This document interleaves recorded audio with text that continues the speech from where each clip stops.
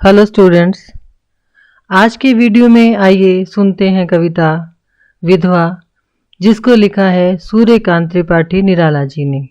बच्चों, इस कविता में कवि ने जब ये लिखी थी उस काल में हमारे देश में जो विधवा स्त्री होती थी उसकी अवस्था बहुत ही दयनीय थी। आपको पता है, आपने फिल्मों वगैरह में देखा है ना कि जो विधवा हो जाती थी स्त्री, उसको मतलब घर से अलग कोठरी में रखा जाता था। उसको कुछ भी अच्छा खाने पीने की या अच्छा पहनने की, श्रृंगार करने की ऐसी बिल्कुल भी अनुमति नहीं थी।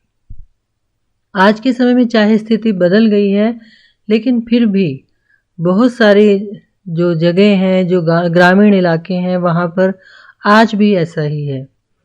तो कवि को उस विधवा स्त्री को देखकर बड़ी दया आई और उसको लगा कि हमारे देश में विधवाओं की जो स्थिति है वो सुधरनी चाहिए।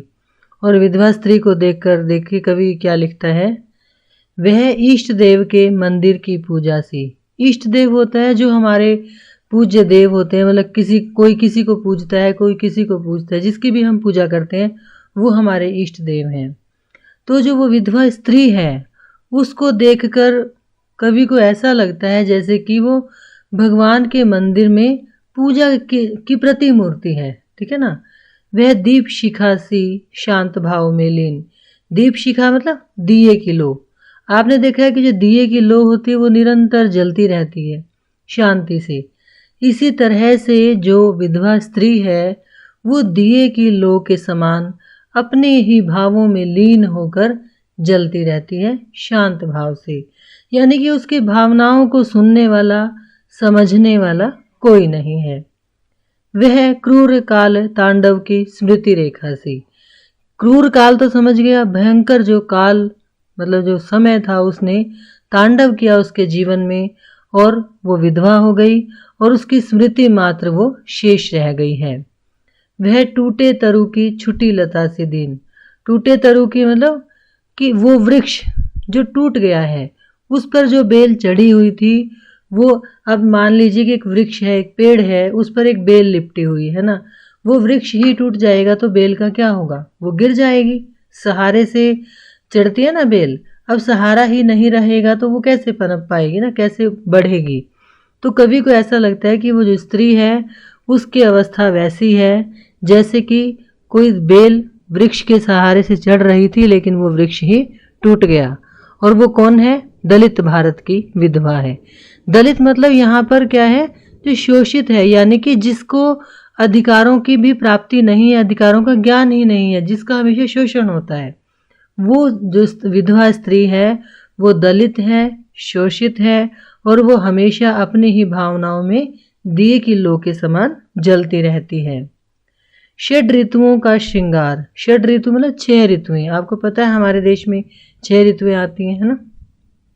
उसके जीवन में भी कभी वो ऋतुएं आती थी और वो श्रृंगार करती थी, यानी अपने आप को सजाती थी, संवारती थी। कुसुमित कानन में नीरव पद संचार। कि कुसुमित मतलब जिसमें फूल खिले होते हैं, कानन मतलब बगीचा, बाग, गार्डन। ठीक है ना।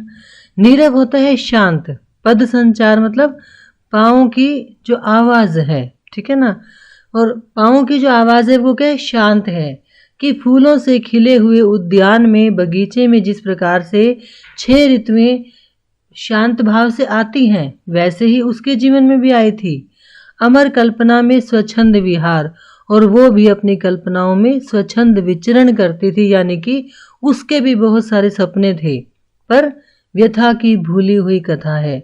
लेकिन आज जब कि वो विधवा हो चुकी है तो वो ऐसी है जैसे कि कोई दुखों की भूली हुई कहानी हो, यानी कि सब लोग उसको भूल चुके हैं। उसके जीवन में कोई श्रृंगार नहीं है, उसके जीवन में अब 6 ऋतुएं नहीं आती। जैसे बगीचे में 6 ऋतुओं के आने पर प्रकृति खिलती है, मतलब अपने अपना रंग बदलती है, अपना स्वरूप बदलती है, वैसे ही उसके जीवन में कभी 6 ऋतुएं आती थी और वो अपनी कल्पनाओं के संसार में विचरण करती थी। लेकिन अब ऐसा कुछ नहीं है। उसका एक स्वप्न अथवा है कि अब उसके जीवन में कोई भी सपना नहीं बचा है। उसके मधु सुहाग का दर्पण जिसमें देखा था उसने बस एक बार बिंबित अपना जीवन धन, यानी कि उसका वो जो मधु सुहाग, यानी कि वो जो उसके जीवन में भी एक सौभाग्य का समय आया था, ठीक है ना।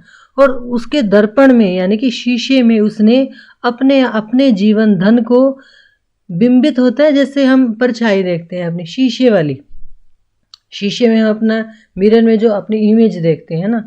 तो एक बार जब उसके जीवन में सौभाग्य ने कदम रखा था, यानी कि वो सुहागिन हुई थी, उसका विवाह हुआ था, तो उसने भी अपने जीवन का जो धन, यानी कि उसका जो स्वामी था, उसका जो पति था, उसकी परछाई को एक बार उसने देखा था। अबला हाथों का एक सहारा, क्योंकि उसके जीवन का वो एकमात्र सहारा था। लक्ष्य जीवन का प्यारा वह ध्रुव तारा, और वही उसके जीवन का एकमात्र लक्ष्य था।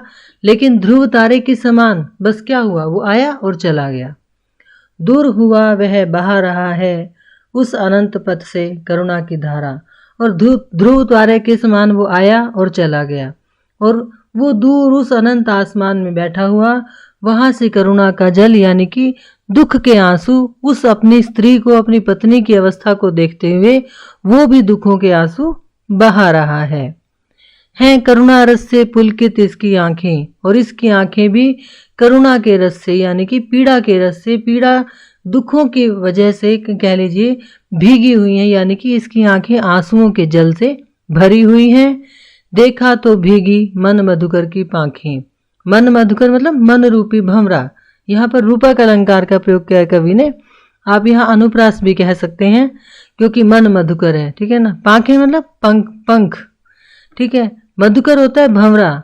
कवि कहता है कि जब उस विधवा स्त्री की आंखों में मैंने आंसुओं को देखा, तो मेरा जो मन रूपी भंवरा था उसकी पांखें भीग गई, यानी कि मेरा जो मन है वो द्रवित हो गया।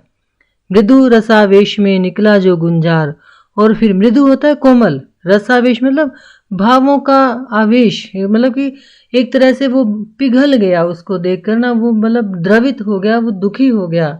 और उसे उस आवेश में, मतलब जैसे हम एक्साइटेड होकर कोई बात कह देते हैं, मैं निकला जो गुंजार, कि मेरे मन रूपी भंवरे से जो गुंजार निकला वह और न था कुछ, था बस हाहाकार। और वो कुछ और नहीं था, वो केवल हाहाकार था, यानी कि कवि केवल उसके दुख में दुखी होकर हाहाकार करके रह गया, कुछ नहीं कर पाया। कौन उसको धीरज दे सके, दुख का भार कौन ले सके। और अब कोई ऐसा नहीं है, या कौन है जो उसको धैर्य बंधाए, या उसके दुखों के भार को अपने ऊपर ले ले, यानी कि उसके दुखों को बांट ले। यह दुख वह जिसका नहीं कुछ छोर है, और ये ऐसा दुख है जिसका कोई और छोर नहीं है, यानी कोई अंत नहीं है इसका। दैव अत्याचार कैसा घोर और कठोर है। और कवि एक तरह से ये कह लीजिए कि भगवान से ही प्रश्न करता है कि हे विधाता, ये कैसा अत्याचार है और कितना कठोर है कि ये स्त्री ऐसे हालात में अपनी सारी जिंदगी कैसे काटेगी। क्या कभी पहुंचे किसी के अश्रुजल। और फिर वो एक तरह से मानवता से, मनुष्य से, भारतवासियों से प्रश्न कर रहा है कि क्या तुमने कभी किसी के आंसुओं के जल को पहुंचा, या किया करते रहे सबको विकल। या तुम्हारा एक ही काम है कि जो दुखी होता है उसको और ज्यादा दुखी करते रहते हो। क्योंकि हमारे यहाँ बहुत सारे रीति रिवाजों और बंधनों में लोगों को बांध कर रखा जाता है ना, खासकर स्त्रियों को। तो विधवा स्त्री पर इतने सारे नियम हैं कि वो कहता है कि भाई तुम्हारा काम केवल दूसरों को व्याकुल करना है, दूसरों को दुखी करना है, तुम किसी के आंसुओं को पहुंच नहीं सकते। ओस कण सा पल्लवों से झर गया है, जो अश्रु भारत का उसी से सर गया है। और जैसे ओस के कण, पल्लव मतलब पत्तों से ओस की बूंदें गिरती रहती हैं, वैसे ही ये आंसू इस विधवा स्त्री की आंखों से गिरते रहते हैं, और उसी से भारत का सर गया है। मतलब क्या है कि भारत का जो सम्मान है वो पूरे विश्व में, भारत का जो सिर है वो शर्म से झुक गया है। क्योंकि मेरे देश में, कवि के देश में, हमारे देश में जो विधवा स्त्री है उसकी स्थिति बहुत अच्छी नहीं है। और उस विधवा स्त्री को दिए की लौ के समान जलते हुए देखकर कवि का मन द्रवित होता है, दुखी होता है। और वो अपने आप से, विधाता से या भारतवासियों से प्रश्न करता है कि क्या हम किसी के दुखों को बांट नहीं सकते, किसी को सुख नहीं दे सकते, केवल दूसरों के आंखों में आंसू देखकर, उनको व्याकुल करके, उनको दुखी करके ही हमें चैन मिलता है। तो एक तरह से कवि ये संदेश देना चाहता है कि जो विधवा स्त्री है उसको भी उसके अधिकार मिलने चाहिए, और कभी ना कभी हमें उसके बारे में भी सोचना चाहिए, उसके सुखों के बारे में सोचना चाहिए, और विधवा स्त्री को भी जीवन जीने का, सुख से जीवन जीने का पूरा अधिकार है। तो ये थी बच्चों कविता विधवा। Thank you.